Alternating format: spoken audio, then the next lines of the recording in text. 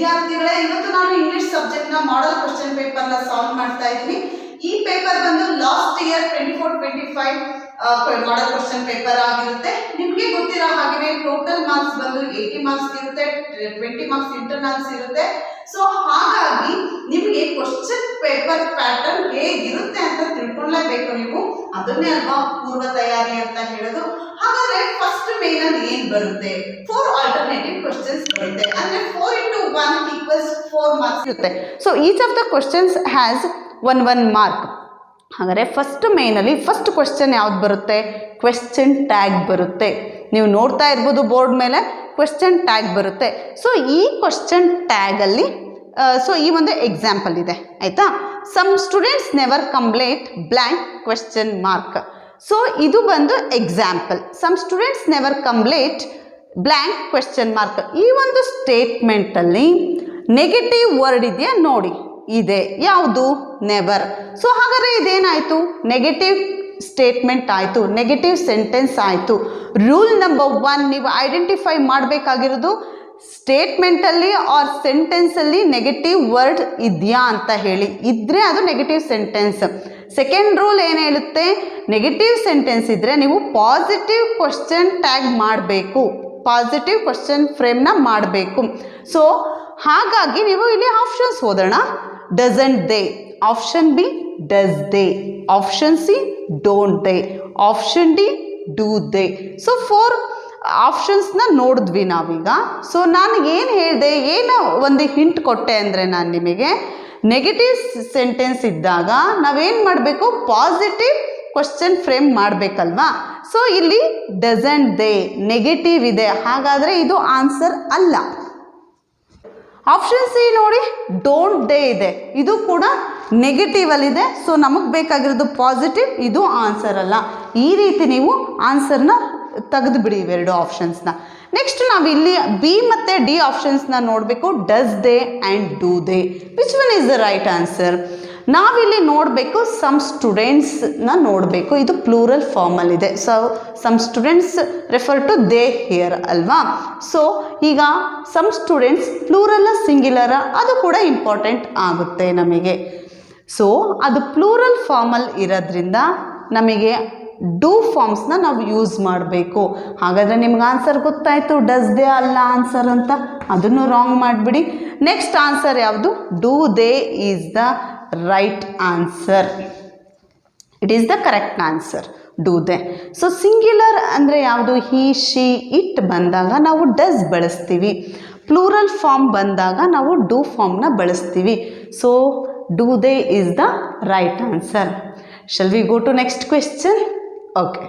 Okay dear students, second question ಏನು ಬರುತ್ತೆ ಅಂತ ಹೇಳಿದರೆ ನಿಮಗೆ ಲ್ಯಾಂಗ್ವೇಜ್ ಫಂಕ್ಷನ್ ಬರುತ್ತೆ. ಕನ್ಫರ್ಮ್ ಆಗಿ ಅದೇ ಬರುತ್ತೆ, ಲ್ಯಾಂಗ್ವೇಜ್ ಫಂಕ್ಷನ್. ಸೊ ನಾನು ಇಲ್ಲಿ ಹೆಡ್ಡಿಂಗ್ ಹಾಕೋಕ್ಕಾಗಲಿಲ್ಲ, ಇಲ್ಲಿ ಶಾರ್ಟೇಜ್ ಆಫ್ ಸ್ಪೇಸ್ ಇದೆ ಅಂತ ಹೇಳಿಬಿಟ್ಟು. ಹಾಗಾಗಿ ಇಲ್ಲಿ ನೋಡಿ, ಈ ಕಾನ್ವರ್ಸೇಷನ್ನ ನೋಡಿ. ಸಮರ್ಥ್ ಏನು ಕೇಳ್ತಾ ಇದ್ದಾನೆ? ಯಾರಿಗೆ ಕೇಳ್ತಾ ಇದ್ದಾನೆ? Conversation between Samarth and receptionist. ಹಾಗಾದರೆ ಸಮರ್ಥ್ ರಿಸೆಪ್ಷನಿಸ್ಟ್ಗೆ ಏನು ಕೇಳ್ತಾನೆ? Hello madam, when can I meet the manager? When can I meet the manager? ಇವನು ಕೇಳ್ತಾನೆ ಆ ಥರ. ಅಂದರೆ ಏನು? ನಾನು ಯಾವಾಗ ಮ್ಯಾನೇಜರ್ನ ಮೀಟ್ ಮಾಡ್ತೀನಿ ಅಂತ ಕೇಳ್ತಾನೆ. ಅದಕ್ಕೆ ರಿಸೆಪ್ಷನಿಸ್ಟ್ ಏನು ಆನ್ಸರ್ ಕೊಡ್ತಾರೆ? He will be here in 15 minutes. In 15 minutes ಒಳಗಡೆ ಮ್ಯಾನೇಜರ್ ಬರ್ತಾರೆ ಅಂತ ಹೇಳ್ತಾರೆ. ನಮಗೆ ಈ ಪೋರ್ಷನ್ ಬೇಡವೇ ಬೇಡ. ಅರ್ಥ ಆಯ್ತಾ? ಇಲ್ಲಿ ಅಂಡರ್ಲೈನ್ ಮಾಡಿರ್ತಕ್ಕಂಥ ಸೆಂಟೆನ್ಸ್ ಮಾತ್ರನೇ important. When can I meet the manager ಅದು ಮಾತ್ರ ಇಂಪಾರ್ಟೆಂಟ್. ಅದಕ್ಕೆ ಮಾತ್ರ ಕಾನ್ಸಂಟ್ರೇಟ್ ಮಾಡಿ ನೀವು. ಸೊ ಹಾಗಾದರೆ ಅದು ಯಾವುದು? Giving information. When can I meet the manager information ಕೊಡ್ತಾ ಇದ್ದಾನ ಸಮರ್ಥ? ಅಲ್ಲ.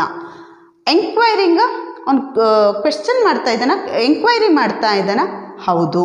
When can I meet the manager ಅಂತ ಹೇಳಿದ್ರೆ ಅದು ಎಂಕ್ವೈರಿಂಗೇ ಆಗುತ್ತೆ. ಪೀಸ್ ಆಫ್ ಚಾಕ್ ತೊಗೊಳ್ತೀನಿ. So it is the right answer.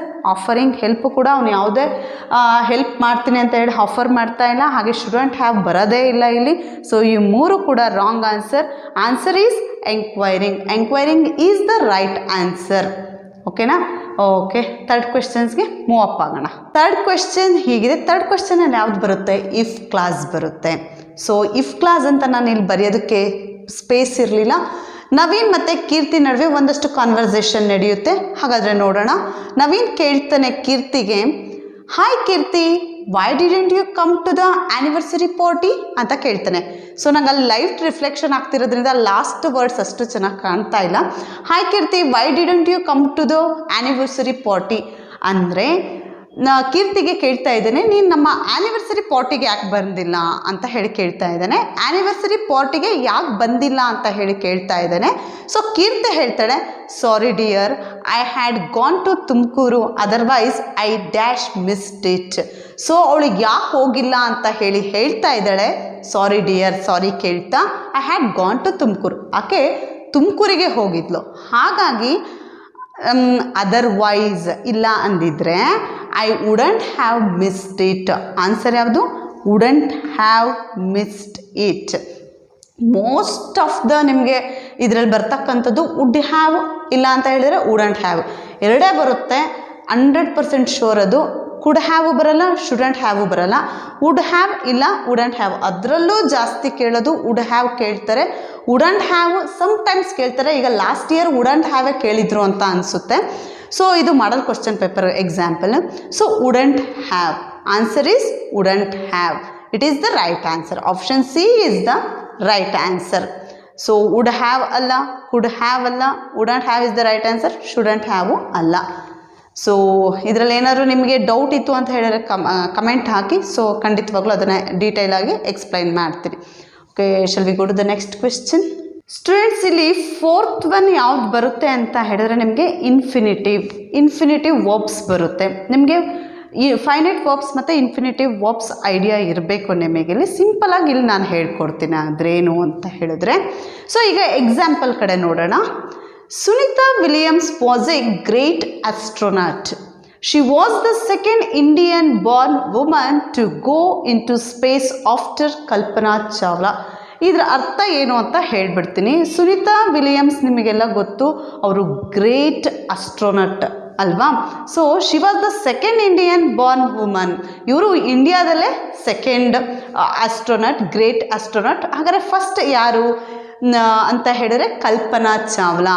So ಇವರು ಸ್ಪೇಸ್ ಯಾರಾದಮೇಲೆ ಹೋಗಿದ್ದು ಸ್ಪೇಸಿಗೆ ಅಂತ ಹೇಳಿದರೆ ಕಲ್ಪನಾ ಚಾವ್ಲಾ ಫಸ್ಟ್, ಹಾಗೆಯೇ Sunita Williams second great astronaut after the Kalpana Chawla ಅಂತ ಇದ್ರ ಮೀನಿಂಗ್ ಇದೆ. ಇಲ್ಲಿ ನಿಮಗೆ ಈ ಸ್ಟೋರಿ ಎಲ್ಲ ಅರ್ಥ ಮಾಡ್ಕೋಬೇಕು ಅಂತ ಏನಿಲ್ಲ, ಅರ್ಥ ಆದರೆ ಒಳ್ಳೆಯದು. ಅರ್ಥ ಆಗದೇ ಇರೋ ವಿದ್ಯಾರ್ಥಿಗಳಿಗೆ ಇದೆಲ್ಲ ಕಂಪ್ಲೀಟಾಗಿ ನಾವು ಅರ್ಥ ಮಾಡಿಕೊಂಡ್ರೆ ಆನ್ಸರ್ ಮಾಡಬೇಕು ಅಂತ ಏನಿಲ್ಲ. ಇಲ್ಲೊಂಚೂರು ಹಿಂಟ್ ಕೊಡ್ತೀನಿ ನಾನು ನಿಮಗೆ, ಹೇಗೆ ಐಡೆಂಟಿಫೈ ಮಾಡಬೇಕು ಆನ್ಸರ್ ಅಂತೇಳಿ. ಫಸ್ಟ್ ಆಪ್ಷನ್ಸ್ನ ನೋಡ್ಕೊಂಬಂದ್ಬಿಡೋಣ. Option A to go, option B was, option C go, option D born. Okay, ಇದರ ನಾನ್ ರಿಲೇಟೆಡ್ ಆಪ್ಷನ್ ಯಾವುದು ಅಂತ ಹೇಳಿದ್ರೆ ಆಪ್ಷನ್ ಡಿ ಬಾರ್ನ್ ಸೂಟೇ ಆಗಲ್ಲ ಈ ಒಂದು ಇನ್ಫಿನಿಟಿವ್ಗೆ. ಅರ್ಥ ಆಯ್ತಾ? So Born wrong answer. And was ಇಲ್ಲಿ ಬಂದು ಇನ್ಫಿನಿಟಿವ್ ಅಲ್ಲ, ಅದು ಹೆಲ್ಪಿಂಗ್ ವರ್ಬ್ ಬಿ ಫಾರ್ಮ್ಸಲ್ಲಿ ಬರುತ್ತೆ. So this is also wrong answer. To go or go, ಇದರಲ್ಲಿ ಯಾವುದು ಇನ್ಫಿನಿಟಿವ್ ಅಂತ ಹೇಳಿದ್ರೆ ಗೋ ಅಂತೂ ಅಲ್ಲ. This is wrong. So answer is to go. It is the right answer. ಇಲ್ಲಿದೆ ನೋಡಿ, to go. Indian born woman to go into space after Kalpana Chawla. So ಹೇಗೆ ನೀವು ಐಡೆಂಟಿಫೈ ಮಾಡಬೇಕು ಅಂತ ಹೇಳಿದ್ರೆ 2+ವರ್ಬ್. 2+ವರ್ಬ್ ಇದ್ದರೆ ಅದು ಇನ್ಫಿನಿಟಿವ್. ನೋಡಿ, ಈಗ ಇಲ್ಲೆಲ್ಲಾದರೂ ಇದೆಯಾ ಬೇರೆದು? ಇಲ್ಲ, ಇದೊಂದಿದೆ. ಸೊ ಕನ್ಫ್ಯೂಷನ್ ಮಾಡೋದಕ್ಕೆ ಕೆಲವೊಂದು ಟೈಮಲ್ಲಿ ಒಂಚೂರು ಟ್ವಿಸ್ಟ್ ಮಾಡಿ ಕೇಳ್ಬೋದು. ಬಟ್ ನೀವು TO2 ಪ್ಲಸ್ ಮೇನ್ ವರ್ಬ್, 2+ವರ್ಬ್ ಇದಿತ್ತು ಅಂತ ಹೇಳಿದ್ರೆ ಇನ್ಫಿನಿಟಿವ್ ಅಂತ ಹೇಳಿಬಿಟ್ಟು ನೀವು ಈಸಿಯಾಗಿ ಗೆಸ್ ಮಾಡಿ ಬನ್ನಿ. ಕರೆಕ್ಟಾಗಿದೆ. ಇಲ್ಲಿ ನೋಡಿ, ಇಲ್ಲಿ ಇನ್ಯಾವುದ್ರಲ್ಲಾದರೂ 2 ಇದೆಯಾ? ಇಲ್ಲ. ಈಸಿಯಾಗಿ ಐಡೆಂಟಿಫೈ ಮಾಡಿಬಿಡ್ಬೋದು ಇದೇ ಇನ್ಫಿನಿಟಿವ್ ಅಂತ ಹೇಳಿ ನೀವು. ಸೊ ಹೀಗೆ ನೀವು ಗ್ರಾಮರಲ್ಲಿ ಮಾರ್ಕ್ಸ್ನ ಸ್ಕೋರ್ ಮಾಡ್ಬೋದು. Okay, shall we go to the 5th question. Dear students, ಈಗ ಫಸ್ಟ್ ಮೇನ್ ನಿಮಗೆ 4 ಕ್ವೆಶ್ಚನ್ಸ್ ಮುಗೀತು. ಹಾಗಾದರೆ ಸೆಕೆಂಡ್ ಮೇನಲ್ಲಿ ಬರ್ತಕ್ಕಂಥ ಮೇನ್ ಯಾವುದು ಅಂತ ಹೇಳಿದ್ರೆ ಡೂ ಆ್ಯಸ್ ಡೈರೆಕ್ಟೆಡ್. ಇದು ಎಷ್ಟು ಮಾರ್ಕ್ಸ್ಗಿರುತ್ತೆ ನಿಮಗೆ? 12 ಮಾರ್ಕ್ಸ್ಗಿರುತ್ತೆ. Each of the questions has 1 mark. So 12 into 1 12 marks. ಇದು 12 ಮಾರ್ಕ್ಸ್ಗೆ ಇರ್ತಕ್ಕಂಥ ಮೇನು, ಸೆಕೆಂಡ್ ಮೇನು. ಹಾಗಾದರೆ ನಿಮಗೆ 5th ಕ್ವೆಶ್ಚನ್ ಯಾವುದು ಬರುತ್ತೆ ಅಂತ ಹೇಳಿದ್ರೆ ಸಿಲಬಸ್ ಬರುತ್ತೆ. ಸಿಲಬಸ್ಸು ನೀವು ಅತಿ ಹೆಚ್ಚು ಪ್ರಾಕ್ಟೀಸ್ ಮಾಡಲೇಬೇಕು. 1 ಸಿಲಬಸ್, 2 ಸಿಲಬಸ್, 3 ಸಿಲಬಸ್, 4 5 ಸಿಲಬಸ್ ಎಲ್ಲವೂ ಕೂಡ ನೀವು ಪ್ರಾಕ್ಟೀಸ್ ಮಾಡಲೇಬೇಕಾಗುತ್ತೆ. ನೋಡಿ ಇಲ್ಲಿ ಕ್ವೆಶ್ಚನ್ನ ಓದೋಣ ಒಂದ್ಸರಿ. Which one of the following words has 2 syllabus? ಇಲ್ಲಿ ಕೇಳಿರೋದು ನಿಮಗೆ ಈ ಒಂದು ಸ್ಕೂಲ್, ಓಲ್, ಪೀಪಲ್, ಚೇಂಜ್, ಇಷ್ಟರಲ್ಲಿ ನಿಮಗೆ 2 ಸಿಲಬಲ್ಸ್ ಯಾವುದು, ಯಾವ ವರ್ಡಲ್ಲಿ 2 ಸಿಲಬಲ್ಸ್ ಇದೆ ಅಂತ ಹೇಳಿ ನಾವು ಐಡೆಂಟಿಫೈ ಮಾಡಬೇಕು. ಸೊ ಸ್ಕೂಲ್ ನೋಡೋಣ. ಸ್ಕೂಲ್ ನಮಗಿಲ್ಲಿ 1 ಸಿಲಬಲ್ ಅಷ್ಟೇ ಇರೋದು. ಸ್ಕೂಲಲ್ಲಿ 1 ಸಿಲಬಲ್ ಇದೆ. ನೀವು ಹೇಗೆ ಕಂಡುಹಿಡಿಯೋದು ಅಂತ ಹೇಳಿದ್ರೆ ಇದನ್ನು ಕೂಡ ಬ್ಲೈಂಡ್ ಮೆಥಡಲ್ಲಿ ಹೇಳ್ಕೊಡ್ತೀನಿ ನಾನು. ಇದು ಬಂದು ನಿಮಗೆ ಪೂರ್ಣ ಪ್ರಮಾಣದಲ್ಲಿ ಆ ಅಕ್ಷರ ಉಚ್ಚಾರಣೆ ಆಗುತ್ತೆ. ಆ ಲೆಟರ್ ನಾವು ಪ್ರೊನೌನ್ಸ್ ಮಾಡ್ಬೇಕಾದ್ರೆ ಪೂರ್ಣ ಪ್ರಮಾಣದಲ್ಲಿ ಮಾಡ್ತೀವಿ. ಸೊ ಲಾಸ್ಟ್ ಓನ್ಲಿ 1 ಸಿಲಬಲ್ ಇದೆ. ಸ್ಕೂಲ್ ಅಂತಕ್ಕಂಥದ್ದು ಪರಿಪೂರ್ಣವಾಗಿಲ್ಲ ಆ ಲೆಟರ್. ಸೊ ಹಾಗಾಗಿ ಅದನ್ನು ನಾವು ಪರಿಗಣನೆಗೆ ತಗೊಳಲ್ಲ. ಇದು 1 ಸಿಲಬಲ್ ಇದೆ. ಓಲ್, ಸೇಮ್ ಥಿಂಗ್, ಇದು ಕೂಡ 1 ಸಿಲಬಲ್. ನೆಕ್ಸ್ಟ್ ಪೀಪಲ್ ಪ್ರೊನೌನ್ಸ್ ಮಾಡಿ. P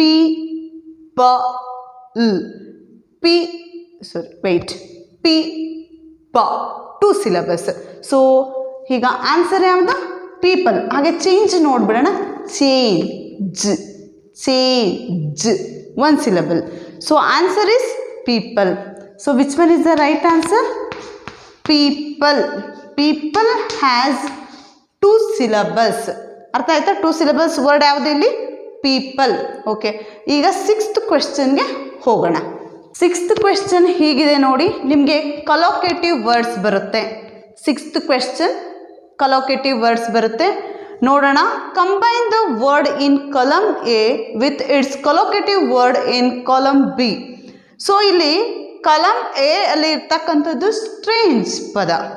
ಸೊ ಬಿ ಕಾಲಮಲ್ಲಿ ನೋಡ್ತಾ ಹೋಗಿ. Girl, star, look, lion. So strange ಅನ್ನೋದು ಯಾವ ಒಂದು ವರ್ಡ್ ಇದಕ್ಕೆ ಮ್ಯಾಚ್ ಆಗುತ್ತೆ ಅಂತ, ಅದನ್ನೇ ನಾವು ಕಲೋಕೇಟಿವ್ ವರ್ಡ್ ಅಂತ ಹೇಳ್ತೀವಿ.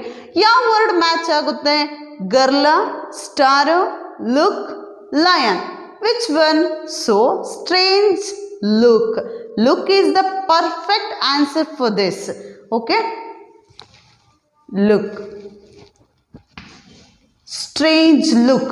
The collocative word is strange look. That is the answer. So ಸಾಕಷ್ಟು ನಿಮಗೆ ಕಲೋಕೇಟಿವ್ ವರ್ಡ್ಸ್ ಬರುತ್ತೆ. ನೀವು ಅದನ್ನೆಲ್ಲ ಪ್ರಾಕ್ಟೀಸ್ ಮಾಡ್ತಾ ಹೋಗಿ. ಮಾಡಲ್ ಕ್ವಶನ್ ಪೇಪರಲ್ಲಿ ಎಷ್ಟು ಬಂದಿದೆಯೋ ಅಷ್ಟನ್ನು ಕೂಡ ನಾನು ಸಾಲ್ವ್ ಮಾಡ್ತಾ ಹೋಗ್ತೀನಿ. ನಿಮಗೆ ಬೇಕು ಅಂತ ಹೇಳಿದ್ರೆ ಒಂದಷ್ಟು ಕಲೋಕೇಟಿವ್ ವರ್ಡ್ಸ್ನ ಇಂಟ್ರೊಡ್ಯೂಸ್ ಮಾಡೋಣ. ಓಕೆ, ನೆಕ್ಸ್ಟ್ ಬಂದು 7th ಕ್ವೆಶ್ಚನ್ಗೆ ಕ್ವಿಕ್ಕಾಗಿ ಹೋಗ್ಬಿಡೋಣ. ನಿಮಗೆ 7th ಕ್ವೆಶ್ಚನಲ್ಲಿ ಬರ್ತಕ್ಕಂಥದ್ದು parts of speech. Parts of ಸ್ಪೀಚಲ್ಲಿ ಎಲ್ಲ ಪಾರ್ಟ್ಸ್ ಆಫ್ 8 ಬರಲ್ಲ, ಓನ್ಲಿ 1 ಬರುತ್ತೆ. ಆಯಿತಾ? ಪಾರ್ಟ್ಸ್ ಆಫ್ ಸ್ಪೀಚ್ ಬರುತ್ತೆ ನಿಮಗೆ 7th ಕ್ವೆಶ್ಚನಲ್ಲಿ. ನೋಡಿ, ಈ ರೀತಿ ಬರುತ್ತೆ. Identify the parts of speech ಅಂತ ಹೇಳ್ಬಿಟ್ಟು ಬರುತ್ತೆ. Parrot is A beautiful bird. ಹೀಗೆ ನಿಮಗೆ ಒಂದು ವರ್ಡಿಗೆ ಅಂಡರ್ಲೈನ್ ಮಾಡಿರ್ತಾರೆ. ಆ ವರ್ಡ್ ಯಾವ ಒಂದು ಪಾರ್ಟ್ ಆಫ್ ಸ್ಪೀಚ್ಗೆ ಬಿಲಾಂಗ್ ಆಗಿರುತ್ತೆ ಅಂತೇಳಿ ಅಷ್ಟೇ ನೀವು ಐಡೆಂಟಿಫೈ ಮಾಡಬೇಕು. Parrot is A beautiful bird. ಈಗ ಬ್ಯೂಟಿಫುಲ್ ಅಂತಕ್ಕಂಥದ್ದು ಏನು? ಕ್ವಾಲಿಟಿನ ಸೂಚಿಸ್ತಾ ಇದೆ, ಕ್ವಾಲಿಟಿನ ಇಂಡಿಕೇಟ್ ಮಾಡ್ತಾ ಇದೆ. ಕ್ವಾಲಿಟಿ ಅಂದರೆ ಏನು? ಗುಣವಾಚಕ ಅಂತ ಹೇಳ್ತೀವಿ. ಕ್ವಾಲಿಟಿ ಬರ್ತಕ್ಕಂಥದ್ದು ಅಬ್ಜೆಕ್ಟಿವ್. ಹಾಗಾದರೆ ಬ್ಯೂಟಿಫುಲ್ ಅಂತಕ್ಕಂಥದ್ದು ಅಬ್ಜೆಕ್ಟಿವ್. ಇಷ್ಟು ಬರಿಬೇಕಷ್ಟೇ ನೀವು, ಅಬ್ಜೆಕ್ಟಿವ್ ಅಂತ ಹೇಳಿ. ಇಲ್ಲಿ ಯಾವುದೇ ಥರ ನಿಮಗೆ ಆಪ್ಷನ್ಸ್ ಕೊಡಲ್ಲ, ನೀವೇ ಐಡೆಂಟಿಫೈ ಮಾಡಿ ಬರೀಬೇಕು. ಆಯಿತಾ? 7th ಒನ್ ಯಾವ್ದು ಬರುತ್ತೆ? ಪಾರ್ಟ್ಸ್ ಆಫ್ ಸ್ಪೀಚ್ ಬರುತ್ತೆ. Most of the time objective ಮತ್ತು ಅಡ್ವರ್ಬೇ ಬರುತ್ತೆ. ಸೊ ನೀವೆಲ್ಲನೂ ತಿಳ್ಕೊಂಡಿರ್ಬೇಕಾಗುತ್ತಲ್ವಾ? ಸೊ ಒಂದಷ್ಟು ಕ್ವಶನ್ ಪೇಪರ್ಸ್ನ ನೀವು ಸಾಲ್ವ್ ಮಾಡಿಬಿಡಿ, ನಿಮ್ಗೆ ಆನ್ಸರ್ಸ್ ಆಲ್ಮೋಸ್ಟ್ ಅಲ್ಲಿ ರೆಡಿ ಆಗಿಬಿಡ್ತೀರ. Parrot is a beautiful bird. Beautiful ಅಂದರೆ ಏನು? ಕ್ವಾಲಿಟಿ. ಕ್ವಾಲಿಟಿ ಯಾವುದ್ರಲ್ಲಿ ಬರುತ್ತೆ? ಅಬ್ಜೆಕ್ಟಿವ್. ಅರ್ಥ ಆಯ್ತಾ? ಸೊ ಈ ರೀತಿ. ಮತ್ತು ಅಬ್ಜೆಕ್ಟಿವ್ನ ಬರಿಬೇಕಾದ್ರೆ ಸ್ವಲ್ಪ ಸ್ಪೆಲ್ಲಿಂಗ್ ಪ್ರಾಕ್ಟೀಸ್ ಮಾಡಿ. ಮೋಸ್ಟ್ ಆಫ್ ದ ಸ್ಟೂಡೆಂಟ್ಸ್ ಈ ಬಿಲೋ ಅವರೇಜ್ ಇರೋರು ಕೂಡ ಅವರೇಜ್ ಸ್ಟೂಡೆಂಟ್ಸ್ ಕೂಡ ಸಮ್ಟೈಮ್ಸ್ ಏನು ಮಾಡ್ತಾರೆ? ಸ್ಪೆಲ್ಲಿಂಗ್ ಮಿಸ್ಟೇಕ್ಸ್ ಮಾಡಿಬಿಡ್ತಾರೆ. ಸೊ ಆವಾಗ ಮಾರ್ಕ್ಸ್ ಹೋಗೋ ಅಂಥ ಸಾಧ್ಯತೆಗಳಿರುತ್ತೆ. ಹಾಗಾಗೋದು ಬೇಡ. ಕರೆಕ್ಟಾಗಿ ಪ್ರಾಕ್ಟೀಸ್ ಮಾಡಿ ಸ್ಪೆಲ್ಲಿಂಗ್ ಕೂಡ. ಅರ್ಥ ಆಯ್ತಾ? ಸೊ 8th ಕ್ವೆಶ್ಚನ್ ನೋಡೋಣ. 8th ಕ್ವೆಶ್ಚನಲ್ಲಿ ನಿಮಗೆ ಬರೋದು ಆರ್ಟಿಕಲ್ಸ್ ಬರುತ್ತೆ. ಸೊ ಈಗ ಎಕ್ಸಾಂಪಲ್ ನೋಡೋಣ. ಆರ್ಟಿಕಲಲ್ಲಿ Jalaja is dash intelligent girl. ನಿಮಗೆ ಗೊತ್ತಿರುತ್ತೆ, ಈಗ 3 ಆರ್ಟಿಕಲ್ಸ್ ಇದೆ, definite article and indefinite articles. Definite article is the, indefinite articles are a an ಅನ್ನೋದು ನಿಮಗೆ ಗೊತ್ತಿದೆ. ಬಟ್ ಇಲ್ಲಿ ಸೂಟಬಲ್ ಆರ್ಟಿಕಲ್ ಯಾವುದು ಅನ್ನೋದು ನೀವು ಹಾಕ್ಬೇಕಲ್ವಾ. Jalaja is dash intelligent girl. So ನಾವಿಲ್ಲಿ ಇದನ್ನು ನೋಡಬೇಕಾಗುತ್ತೆ, ಇಂಟೆಲಿಜೆಂಟ್ ವರ್ಡನ್ನು ನೋಡಬೇಕಾಗುತ್ತೆ. ಯಾವ ಸೌಂಡ್ ಇಂದ ಇದು ಬಿಗಿನಿಂಗ್ ಆಗಿದೆ. ಇಂಟೆಲಿಜೆಂಟ್ ಈ ಸೌಂಡ್ ಬಂದು ವೋವೆಲ್ ಸೌಂಡ್. ಹಾಗಾಗಿ ನಾವು ಯಾವುದನ್ನು ಬರಿಬೇಕಿಲ್ಲಿ, ಆ್ಯನ್ ಅನ್ನೋ ಒಂದು ಆರ್ಟಿಕಲ್ನ ಬರಿಬೇಕು. The answer is an. Jalaja is an intelligent girl. Okay, next 9th one. 9th ಕ್ವೆಶ್ಚನಲ್ಲಿ ನಿಮಗೆ ಪ್ರೆಪೋಸಿಷನ್ ಬರುತ್ತೆ. ಓಕೆ, 8th ಅಲ್ಲಿ ಏನು ಬರುತ್ತೆ, ಆರ್ಟಿಕಲ್ಸ್. ಹಾಗೆ 9th ಕ್ವೆಶ್ಚನಲ್ಲಿ ಏನು ಬರುತ್ತೆ, ಪ್ರೆಪೋಸಿಷನ್ ಬರುತ್ತೆ. ಫಿಲ್ ಇನ್ ದ ಬ್ಲ್ಯಾಂಕ್ಸ್ನ ನೀವು ಫಿಲ್ ಮಾಡಬೇಕಾಗುತ್ತೆ. ಕ್ವೆಶ್ಚನ್ ಒಂದ್ಸರಿ ನೋಡಿಬಿಡೋಣ. A quarrel arose dash two boys ಅಂತ ಇದೆ. ನಾವಿಲ್ಲಿ ಪರ್ಟಿಕ್ಯುಲರ್ ಪ್ರಿಪೋಸಿಷನ್ನ ಆ್ಯಡ್ ಮಾಡಬೇಕು. ಸೊ ಇಬ್ಬರ ಹುಡುಗರ ನಡುವೆ ಏನಾಯಿತು, ಜಗಳ ಸ್ಟಾರ್ಟ್ ಆಯಿತು ಅಲ್ವಾ. ಸೊ ಇಬ್ಬರ ನಡುವೆ ಅಂತಕ್ಕಂಥದ್ದು ಏನು ಬರುತ್ತೆ, ಆನ್ಸರು ಪೀಸ್ ಆಫ್ ಚಾಕ್ ತೊಗೊಂಡೆ, between. The answer is between. Now you read this. A quarrel arose between 2 boys. Between is the answer. It is the preposition. Okay. Shall we go to that 10th question? Yes. 10th question alli nimage baradu linkers. So example nodana. Anika and Ashit are twins. Dash, they are very different from each other. ಅದರ meaning ಹೇಳ್ತೀನಿ. Anika and Ashith ಇದ್ದಾರಲ್ಲ, ಇವರಿಬ್ಬರು ಕೂಡ twins. ಆದರೆ ಅವರಿಬ್ಬರು ತುಂಬ different ಆಗಿರ್ತಾರೆ. ಈ ಒಬ್ರಿಗೊಬ್ರು ಕಂಪೇರ್ ಮಾಡಿದ್ರೆ ಕಂಪ್ಲೀಟಾಗಿ ಡಿಫ್ರೆಂಟ್ ಕ್ಯಾರೆಕ್ಟರ್ಸು, ಡಿಫ್ರೆಂಟ್ ಬಿಹೇವಿಯರ್ಸು. ಆಯಿತಾ, ನಾನು ಕನ್ನಡದಲ್ಲಿ ಆಗಲೇ ಆನ್ಸರ್ ಹೇಳಿದೆ ಅಲ್ವಾ, ಆದರೆ ಅಂತ ಹೇಳಿ. But is the right answer. But Anika and Ashit are twins, but they are very different from each other.